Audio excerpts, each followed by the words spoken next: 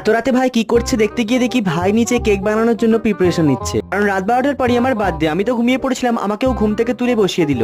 আমি তো রীতিমতো অবাক হয়ে গেলাম যে এত কিছু ও কখন করলো। আর কেকটাও খেতে দারুণ হয়েছিল।